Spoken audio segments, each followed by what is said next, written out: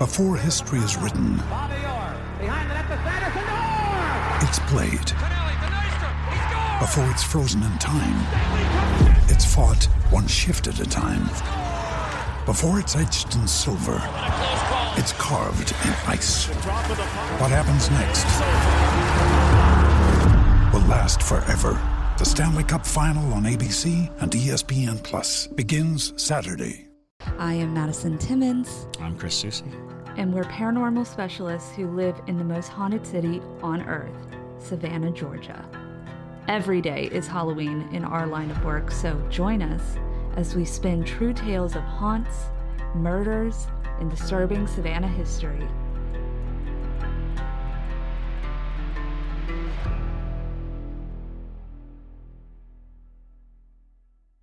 I'm Madison. I'm Chris. And welcome to the most haunted city on earth. Maddie, hit it. Hello, and welcome back to another episode of the most haunted city on earth. My name is Madison Timmons. I'm Chris Soucy. And I'm Meth Hogs. You're Meth Hogs. I'm Meth Hogs. I hope you're not Meth Hogs. It's a bunch of meth hogs in a JT suit. Oh, yeah. You're a Meth Hog in a trench coat. Meth Hog in a trench coat. I don't know. I just turned into a country music. But yes, we are back with part 2 of Kentucky Cryptids. Kentucky Cryptids. With a K. Yes, yes. And so... Yeehaws! Oh, look at that. Oh, yeah. Awesome. I got that up for you. Very so we'll go nice. for it real fast. Let's talk about it. Cool. And Time to vote. And for those of you who cannot see what JT just put up on the screen, basically, we are up for quite a few categories for Connect Savannah's Best of Savannah this year for 2024. So Connect Savannah, it does a thing where they do the Best of Savannah competition every single year. It's a big deal in Savannah. It's probably one of the biggest awards that you could receive. So it's always a big deal for us, especially as small business owners. And so we would greatly appreciate if you guys can vote for us. So we're up for Best Local Actress, this is myself. Best Local Theater Production, the Savannah Underground, which is our immersive theater. Best Local Theater Director is JT.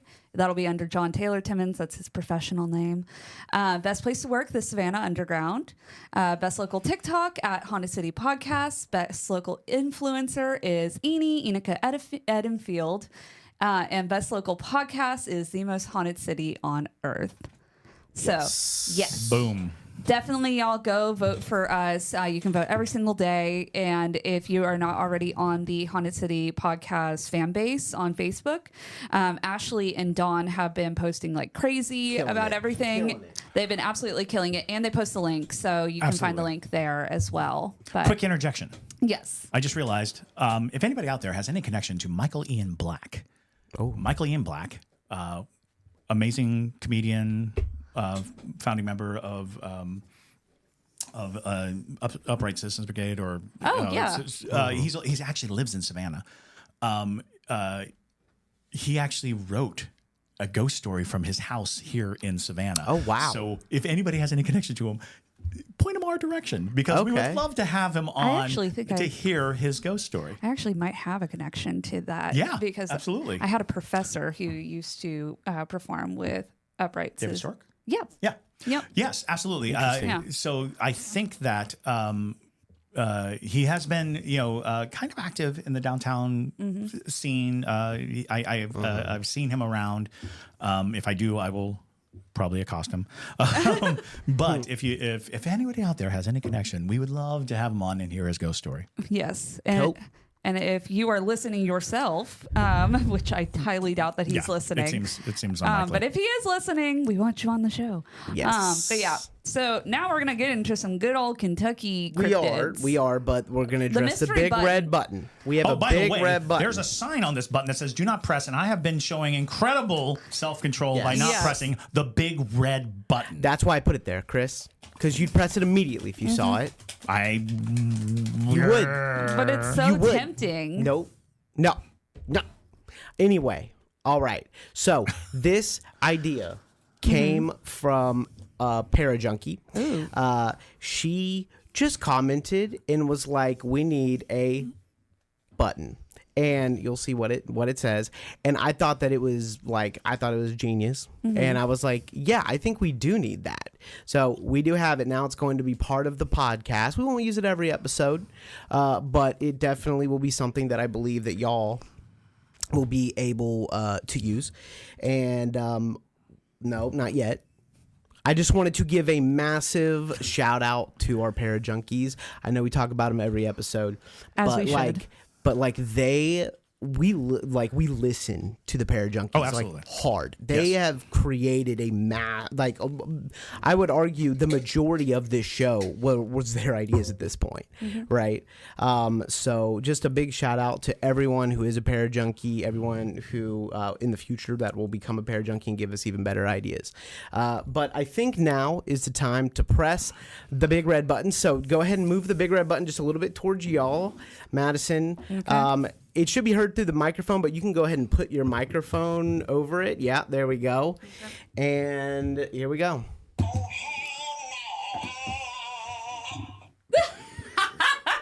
That is correct. We needed this button. We did need this button. This is, well, how many times have we said that specifically? Yes. Is that you? It's me. That's so funny because it sounds like a 1920s version of a ghost. Hello, everybody, and welcome to the show. Oh, here now. Oh. That's what you sound like. We just got a puppy. We're fostering a puppy. Oh, and we were talking about doing the dog talking buttons. Yeah. For the puppy. This would be a hilarious dog talking button. Like the dog's like, oh, it's bath time. So it's funny. I like it. JT and I did the button thing with Argyle because she's smart enough where like she would absolutely figure this out. And the ghost started using the button. And then we filmed it. We did. It happens all the time until eventually we finally got rid of the buttons. But, you know, it's like it was happening all the time. So, yeah, you should try that and find out. And Megan will kill us. Megan will kill us if that happens. If it turns into a ghost? Yes. It's a cute puppy and seems smart. It's only... Seems. It's only... Well, seems. But it's 10 weeks old, so you never know. It could be a lie. Tell me this. It only knows how to pee on things now, but it's smart about it. So smart about its peeing. What kind of dog? It is a pit bull, but I think it's a pit lab because it's got a longer snout. You know, it's not as stumpy faced. Stompy faced. What? Stop that! How dare you? How dare you? Frankie, oh yeah. Michaela Gowan said, JT said, copyright strike avoided. That's so cute. That is a baby. Oh, pumpkin. Yeah. Here, show the camera. Oh, yeah. Oh. Can you see that? What is the puppy's name? Yes. So when we got it, they called it Farquad, which we are not. Farquad. We're not going to call this puppy Farquad because A, it's weird to say out loud. Yeah. And B, we just didn't feel that it was a Farquad, so we decided on Oberon. Oberon. Ooh, Oberon's cool. Oberon's a great name. It call him actually Obi. is, and we call it Obi. And it is based on. So of course it's Midsummer Night's King of the Fairies, but Megan and I listened to a book series called the Iron Druid series, and the Iron Druid has a dog named Oberon, and it's a major character throughout the whole series of the books. And we just love that series of books. We love the character of Oberon from the books, and of course, Fairy King. So that's way better than what I was thinking. I was thinking Brussels sprout. Megan was like, "We need to name it a food. That's what you do. You name dogs foods. Cheddar." And yeah. No, Megan and I are on the same wavelength here.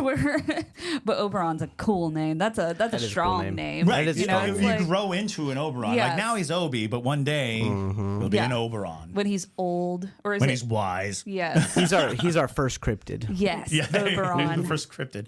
Fey dog. Fey dog. And Fey cat. We have all the Fey animals. We do have all the Fey animals. But all right. Oh, we have the Cauldron of Cryptids. The Cauldron of Kentucky Country Cryptids. Don't abbreviate that. No. So what are you doing? Oh, my God. I didn't mean for this to happen. This went very... I'm reaching into the cauldron. And what I brought out is, hey, the Hopkinsville Goblins. Perfect. Okay.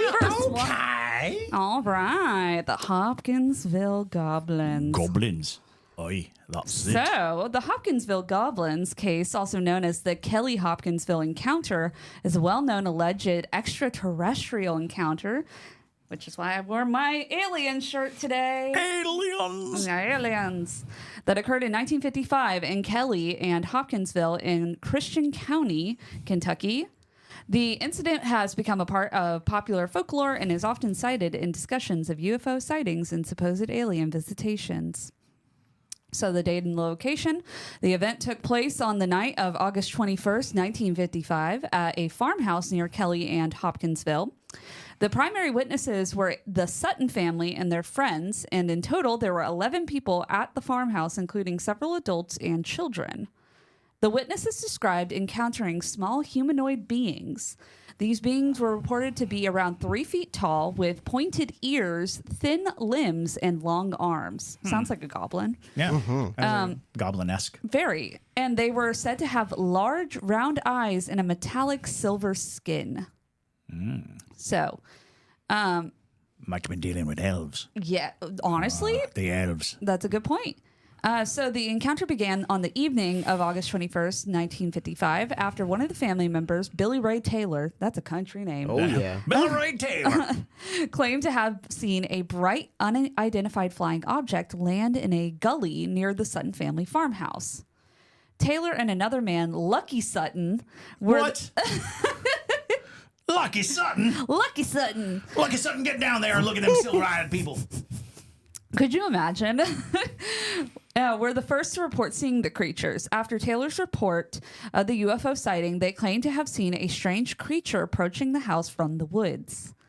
The family became frightened and armed themselves. Of course, because it's Kentucky. Exactly. And they claimed that over the next few hours, these beings repeatedly approached the house, peering in through windows and doors, leading to a series of confrontations. The family members reported firing their guns at the creatures, seemingly without effect. It's like the Hatfields and McCoys versus the aliens. Basically. There was little physical evidence of the creatures. The family claimed that the beings made a metallic sound when struck by bullets. Oh, well, they were probably wearing spacesuits. Exactly. They weren't silver-skinned. They were wearing Spacesuits. spacesuits.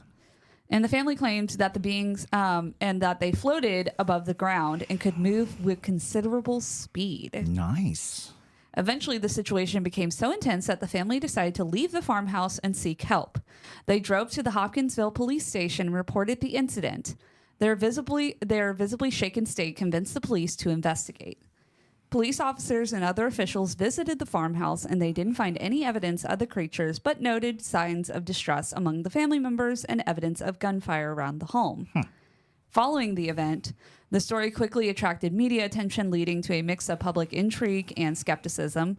The family was subjected to significant media scrutiny and public attention, which they found overwhelming, as you can imagine. Despite investigations, there was no conclusive evidence that the event was a hoax. The family members, including those without any interest in UFOs or science fiction, remained consistent in their accounts. The Kelly Hopkinsville encounter had a lasting impact on the family and the local community. It remains a significant case in the UFO folklore due to the intensity of the encounter and number of witnesses involved. So that is very So interesting. Elle actually just said, OMG, my childhood best friend's mom is from there. I used to stay there before summer camp. What? Yeah, that's Did you just ever see a someone hit goblin? that button for me. We need a you go. microphone just on it. Yeah, I Right? know, right? Just a little mini mic. Just a little Literally. mini mic on it. no, they're so interesting. It's like It's fascinating, and it's also interesting to note that this type of entity is not uncommon, especially in the foothills in the mountains. Right. You know, and you hear about it all the time. Diminutive creatures, sound like the Moon-Eyed humanoids, people. the moon-eyed people. Even the story of Rip Van Winkle, if you remember, he is up in the mountains in upstate New York, and he runs afoul of little people who are bowling in the mountains. But that notion that there is a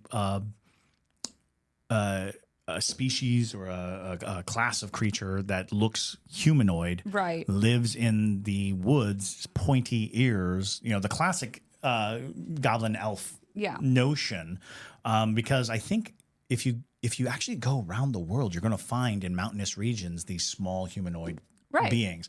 What's interesting about this is the floating. Yes, I think the floating makes it very interesting, and that they move at speed. They're floating, being bulletproof. That's kind of almost normal for the type of entities you're talking about, right? Because when you talk like elves and elven, they're well known for making great armor. That's very true. Yeah, because they're blacksmiths. Right, usually. they're blacksmiths, or they are gifted like mithril steel and all that good stuff. So it depends on what kind of fantasy elements you are drawing from, because most fantasy creatures actually are drawn from folklore and local legend, and these are not. This wasn't someone just sitting down and making up elves. Elves were actually a part of a well-known belief structure, right? And people believed in these creatures that lived and inhabited the woodlands and the mountainous regions. So it's very fascinating. And I love that they call them goblins and they don't call them aliens. Right. Like they don't go in for, because it's obviously an alien encounter as far as all the story elements, but they call them goblins. They're like, we can handle the thought of a goblin, but not an alien. Alien, I don't know. But it sounds like it could, if you're going on the alien front, it sounds like it could be like a species, like a subspecies of gray almost. Right. There's a lot of gray identifiers except for the ears. Right. Grays generally don't have ears at all. But it does make me wonder again that maybe they were wearing spacesuits. And maybe the ears that they saw were like antennae or something like that. Because also grays are notoriously not bulletproof. They are very susceptible to bodily harm. But if they were wearing spacesuits, especially spacesuits that allowed them to fly around, that's something that could be there. Hopkinsville. You go. You call them goblins. You got them goblins. You got them goblins. You go, Gwen Coco. And the great cryptid cauldron is back. Bring forth a cryptid. Meth Hogs. Meth Hogs. Meth Hogs. Meth Hogs. You for you all watching on the YouTube. Hardcore country music right there. Meth Hog. Yeah. Oh, yeah. We've all been waiting for the Meth Hog. Ding, ding, ding, ding, ding, ding, Every ding. Christmas, the children gather around waiting for the Meth Hog. All right, here is a photo of a Meth Hog. It's pretty accurate. I saw the same photo. Oh, did you? Yes. That's just a warthog that's disease. Out of its element. Yes. All right. So the Meth Hogs are mutant meth-fueled hogs and are terrorizing the hills of eastern Kentucky. In the decade or so since their first appearance, these giant rage-filled animals have destroyed cars, That's just a normal homes. hog. I was going to say, if you've not run into a wild boar, Right. wild boars are incredibly dangerous and Yes. hard to kill. They are. These are giant and rage-filled animals. Giant rage-filled animals. And they have destroyed cars, homes, livestock, and have already killed several people. So, wild hogs have been roaming the hills of eastern Kentucky for centuries. Sure. Like most places here in the South. And while these animals can grow to gigantic sizes, they are generally harmless unless cornered and will do their best to keep out of human company. That's fair. That all started to change in the early 2000s when reports of enormous deformed hogs started coming in from the hills around Harlan. Sure. Nobody knows the exact origin of these mutant animals, but the best guess is that a pack of wild hogs came up on one of the many small chemical refining businesses located. Chemical refining businesses. I say there, chap. Are you making some methamphetamine? Excellent. Please refine it. I'll be having tea. Chemical refining business. Yeah, throughout Harlan County. If you know, you know.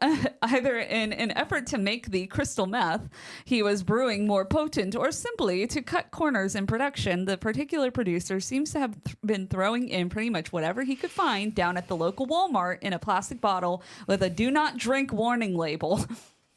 Whatever combination of chemicals he stumbled upon, it turned out to be irresistible to a pack of local hogs. Sure. Plus, of course. They eat everything. They do. Yeah. I was going to say, what isn't irresistible to a hog? pack of hungry hogs? Seriously. Plus, it had an added benefit of being laced with enough hormone-altering goodness to cause the animal's latent DNA to become active in their whole physiognomy to go, well, hog wild. So really, he was just making anabolic steroids, Basically. and the hogs got them, and now they're just roid raging. They are roid raging.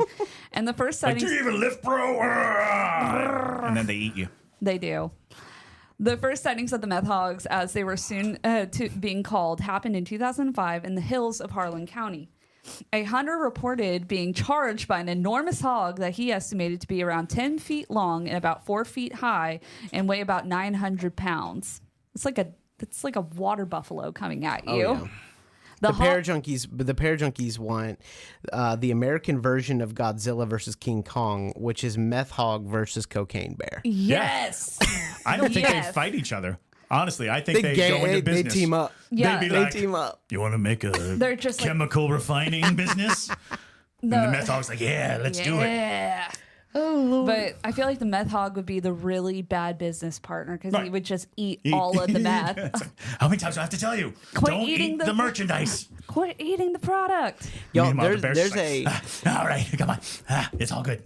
There is a movie called Boar. And Maddie, sure. I think you and I watched it together because, I'm a freak. And so it is an Australian horror film, and I loved it. And it's about like a boar that is just absolutely massive, and they can't take it down, and it goes and kills called Razorback. everybody. That was the same because Razorback boar. Yeah. Razorback. And Razorback was pretty much the same thing, just a giant boar. Because don't mistake, this size is not unimaginable because hogs get huge. They do get large. I mean, and if you're estimating something that's running at you, you might exaggerate here and there. Yeah. But because 10 feet long and 4 feet high is a weird, long, low thing. Yeah, You'd think it'd be taller if it was that long. But I don't know enough about hogs, to be perfectly honest. That's fair. Because, but hogs are very dangerous. Yes. Sure are. Wild hogs, wild boars are very dangerous. They are. They Their will little gore piglets you. are And you need a adorable. pretty powerful weapon to take one down because their skin is very thick. And so they can absorb a lot of damage. And they be rootin' and tootin'. Rootin' too. And the hog, the Meth Hogs at least, also seem to have not one, but two sets of unusually long tusks, Oh, that's interesting. all protruding at odd angles from its mouth. So that's comforting. Oh, yeah. The hog came after the man very aggressively, and he had to very hurriedly climb a nearby oak tree to escape the animal. The hog repeatedly charged the tree, and the man said that he shot the beast multiple times, which seemed to, and I quote, piss it off more than anything else. And that's a fact of hogs. Yeah. Hard to kill. They will chase you. Going up a tree is the best way to go. And I have heard from hog hunters before that the hog will beat on the tree. Don't be caught alone With in a hog hog. country. In all country. After several hours, Frankie Westbury said that sounded like Cat Williams. anyways, after several hours, the hog apparently grew bored and wandered off. Yeah. And the hunter, Like they do. well, he started to come down Yeah, from he's his, like, I need more meth. I need more meth. And the hunter returned to his truck as quickly as possible. Since that first sighting, meth hogs have been reported throughout eastern Kentucky, and the hogs have been ravaging livestock in the area. Farmers have reported countless missing chickens, dogs, goats, and even reported seeing giant hogs dragging full-grown cows off into the woods. Holy mackerel. Yeah. Hang on. Having way too much fun with that button. It's good. It's a good time. It is.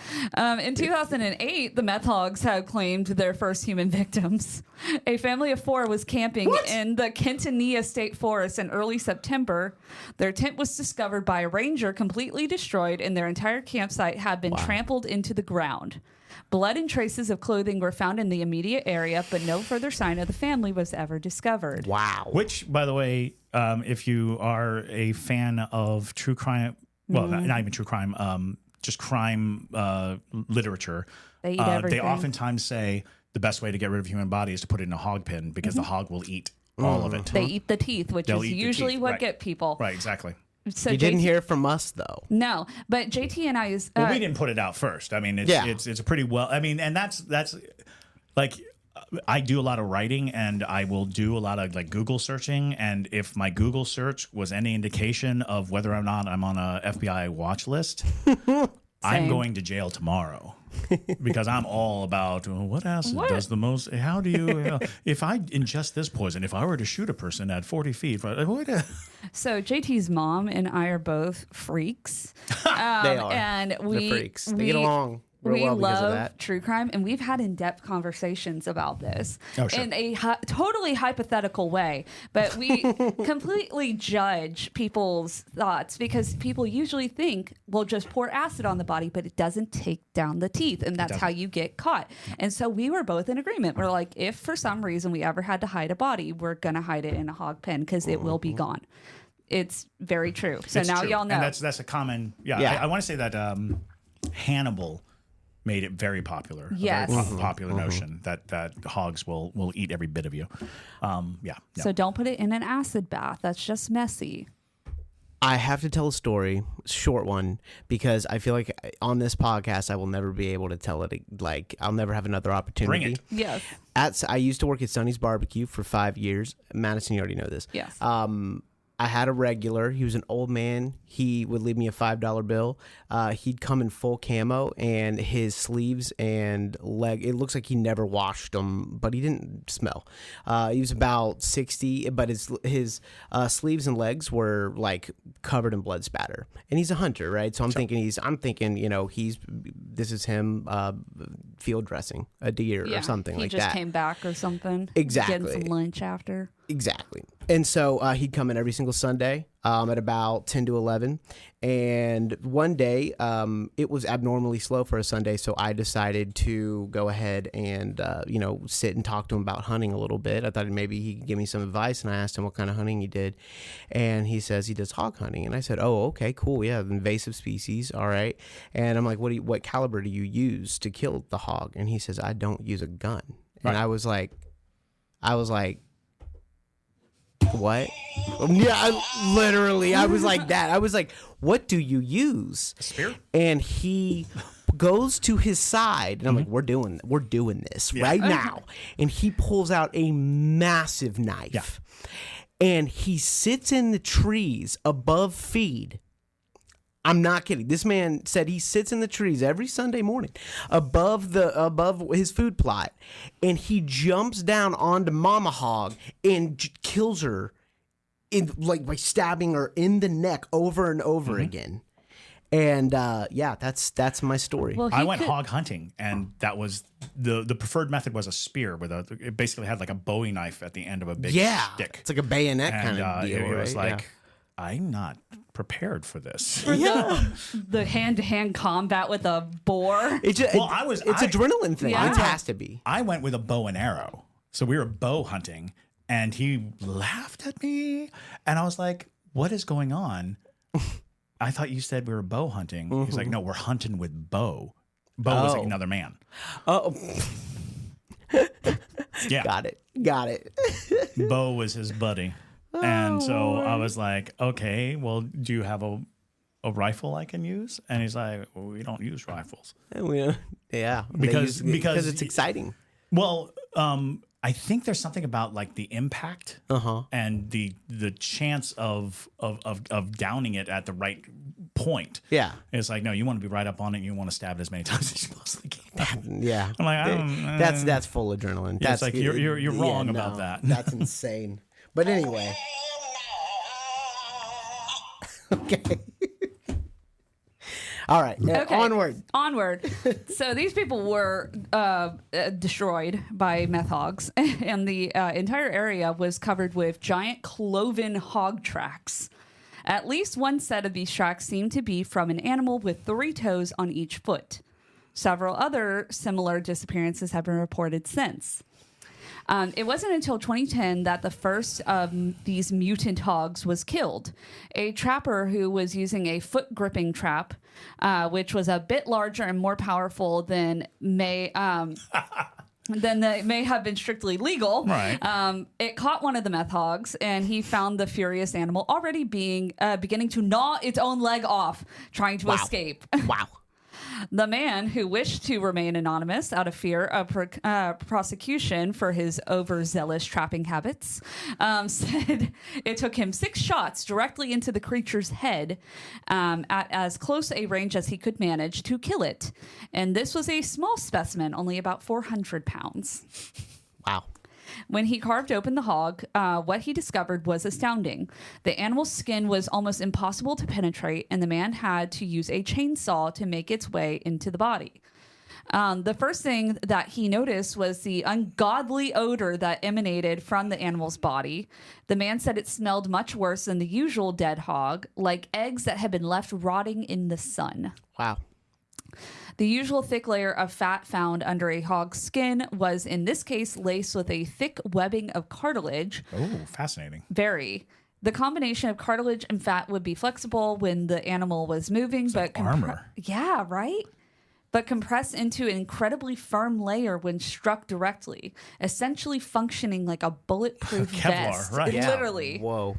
The meth hog's internal organs were also quite a sight. The beast had 2 livers, 4 kidneys, and a large number of unusual lumpy tumors throughout its body. More room to carry the meth.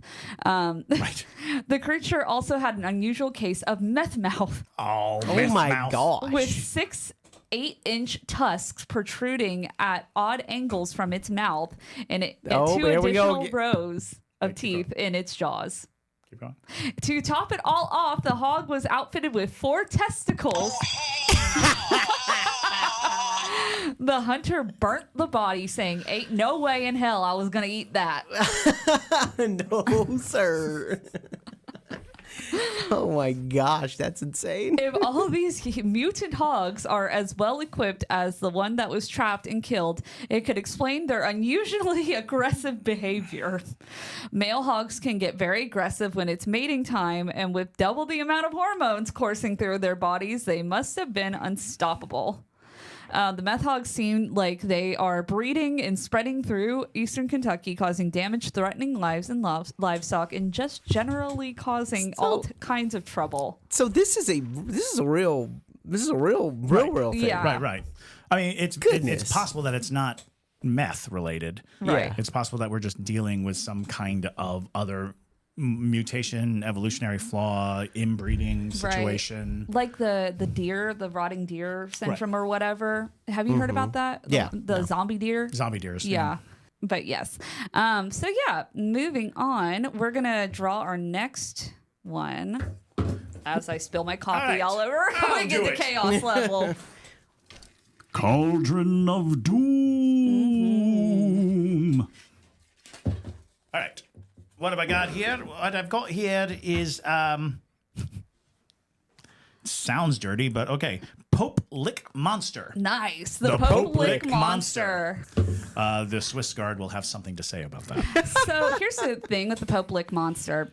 If you've never been to Kentucky, there's all sorts of places with the last word of the name lick. Maze Lick. Maze Lick, yep. Yeah, Blue Lick, Pope Lick, all the... Why? I don't know. But that's why the Pope travels in that encased vehicle. Exactly. The Pope Mobile. So the Popelick Monster is a well-known urban legend from Louisville, Kentucky, where we're going. We're going there. Specifically associated with the Popelick Creek area. This legend has been a part of local folklore for many years and centers around a creature said to inhabit the area around the Popelick train trestle. Now, the Popelick Monster is often described as a human-goat hybrid with grotesque features. It typically is depicted with the body of a man with the lower torso of a goat. Kind of like... a pan. Yes, exactly. A satyr. Yes. Complete with fur, hooves, and horns. Some variations of the legend also describe it as having alabaster skin. And it's very interesting because encounters with satyrs are not uncommon. As a matter of fact, there's a there's a book that a man wrote, I think in the early part of the 20th century, about his encounter with a faun. A faun being a satyr and or creature, half goat, half man. And he was actually brought to Pan, the god Pan. Pan is one of the strangest gods of the Greek pantheon because he predates Greece. Exactly. He is actually borrowed into the system, and he has a lot of strange things. But one of the most intriguing ideas behind Pan is it's where we get the word pandemonium. Oh, I didn't know that. Pan is able to create mass hysteria. And so when you have that notion of mass hysteria, when you have that concept that it can create this behavior, this animalistic behavior, coming into contact with these creatures oftentimes is followed by wild craziness, wild insanity. Exactly. So this one is quite interesting. So it has alabaster skin and wide, unblinking eyes, which is quite that would do it. Concerning. So the origin of the legend, the exact origins of the Popelick Monster legend are unclear, but it has been a part of local folklore for decades. The story likely grew from a combination of heresy and that'll happen. Yeah, and the eerie nature of the train trestle area and the human fascination with the supernatural. Sure. So the Popelick Monster legend likely evolved from a mix of local folklore and storytelling. Rural and wooded areas often give rise to tales of mysterious creatures. And the Popelick area, with its imposing train trestle, provided a perfect backdrop for such stories. You see that in a lot of places, like where entities or ghost stories will just get plopped down in places where, like, that'd be a creepy place for this to and be. anytime you cross water. So anytime you cross over water, bridges, especially trolls under bridges, creatures under bridges, ghosts on bridges, goat man's bridge, all of that comes from ancient fear of crossing water without the permission of the spirits that guard that water. Exactly. So the Popelick train trestle itself is a significant element in the origin of the legend. This large, imposing structure, which is genuinely hazardous, could easily inspire ominous tales. The danger associated with the trestle from real accidents and fatalities may have contributed to the mythologizing of the area. That's a tough word. It is a really tough word. Mythologizing. Yes. Mythologizing. Blah, blah, blah, blah, blah. Too many syllables. Exactly. And the description of the Popelick Monster as a part man, part goat creature taps into a longstanding mythological motif. Human-animal hybrids are common in folklore worldwide, often symbolizing the crossing of boundaries or the manifestations of primal fears. So the legend might have been influenced by other myths and folklore, such as European tales of fauns and satyrs, or even the American folklore surrounding creatures like Bigfoot. The aspect of the monster using hypnosis or voice mimicry to lure people to their deaths is a modern twist typical of urban legends. It adds to a psychological horror element to the tale, making it more compelling and eerie. One version of the legend suggests that the Popelick Monster was a former circus performer who was mistreated and now seeks revenge. Ooh. There you go. This narrative could be influenced by the historical reality of freak shows, which often featured people with unusual physical characteristics and were popular in the 19th and early 20th centuries. Like many legends, the story of the Popelick Monster probably evolved over time.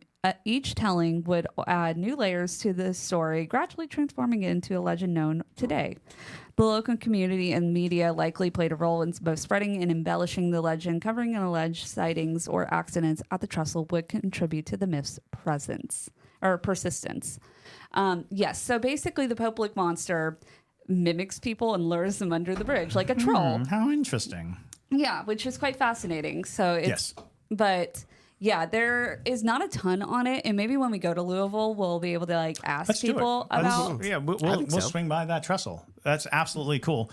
It's interesting too because something that happens at bridges is some kind of phenomenon that causes water that runs under a bridge to sound like a baby crying, and so you have Crybaby Bridge in multiple places. Like the first time I heard it, I was like, oh, that's really creepy. Yes. And then somebody else told me the story, but they were in a totally different area. Right. They're like, oh yeah, there's a Crybaby Bridge right over there. I was like, wait, I thought it was in South Carolina. It's like, no, it's right over there. No, it's right over here. And so I've heard the Crybaby Bridge a couple of times. I was like, so there must be something about bridges and the acoustics and running water that mimics it, or there's some weird entity. Yeah, I was about to say that hangs out around bridges and puts out the distress call, because a crying baby is a distress call that should draw a concerned human. Exactly. Like, you want to trap somebody, make a sound of a distressed baby, so they'll come right after, and people will come right after it. Oh yeah, exactly. So that's an interesting thing. The idea of a mimic sitting there going, well, people haven't come for the baby in a while.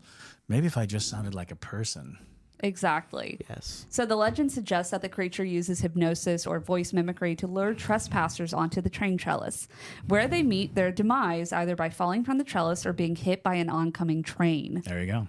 So the central to the legend of the Popelick train trestle itself, which is a real structure, the trestle is a dangerous and off-limits area, but it has been the site of numerous accidents and death, often due to individuals trying to investigate the legends across the trestle. So they were lured there by the creature, regardless of anything.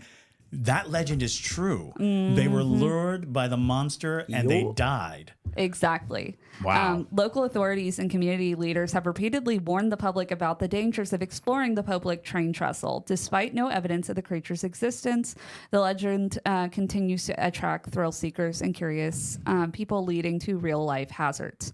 Wow. Well, that's interesting too, that Goatman's Bridge has a very similar vibe to it. Exactly. With a very similar creature, very similar vibe, and it makes you wonder about the wildfire of local legend. Right. And the most significant and real encounters related to the Popelick Monster legend involve accidents of the trestle. The trestle is a dangerous place, and there have been multiple fatalities and injuries over the years. These are often when individuals are caught on the trestle by an oncoming train while looking for the monster. While there are anecdotal reports of sightings of the Popelick Monster, these are typically vague and unverified. They often describe a humanoid figure with goat-like features consistent with the legend, if they make it out alive. What you should do is show up on one day and just tie a trail cam to the trestle, and then that's come back. That's interesting. 3 or 4 days later. That's smart. That's super interesting. So yeah, we'll ask people while we're up there, like hey, how you Tell us ever about your goat man. We won't tell the police, but Won't tell the police. But yes, Is there one more? I think we are. Do you want to? We're out of time. We are out of time. But yes, hopefully you guys enjoyed this. And honestly, we could probably do other states with this kind of concept. It's fun. I think it's great. We should go state by state, because every Yeah. state has their Cryptids. specific cryptid that isn't anywhere else. Exactly. So if you would like to hear us do that, let us know. And if you have a local cryptid or entity you want to add to the hat for your state, let us know. Absolutely. Yeah. Send it in via ghost mail. A lot of local, the more localized an entity is, the less likely it is to be on the watch list of these statewide things, because people have the town monster, the creature. You very rarely hear about the Platte Eye anywhere but Savannah or just south of Savannah. Right. So when you get around to it, the more localized a creature is, the more intriguing it is to us, because it's something that we're not familiar with. Exactly. So yes, I think that is a great idea, and we should definitely do it. But we are out of time, y'all, so we're going to wrap things up. Thank you guys again so much for listening to today's episode. Don't forget to vote on Connect Savannah. That is open until the end of March, I believe. I think so. And I thought it was February 6th and March 6th. Oh. That could be correct. Go and check the fan base page. Ashley and Dawn have all of those dates up there. But yes, and you'll be able to find the link there. So definitely go ahead and vote if you are feeling so compelled. Also, if you want to become a Parajunkie, we are going to be rearing up here really quickly for Waverly Hills. So there's going to be a lot of really fun content over on Patreon, and all the fun content from the Conjuring House that not everybody gets to see. So I highly encourage you to join us over there. But with that, my name is Madison Timmons. I'm Chris Soucy. And stay spooky, y'all.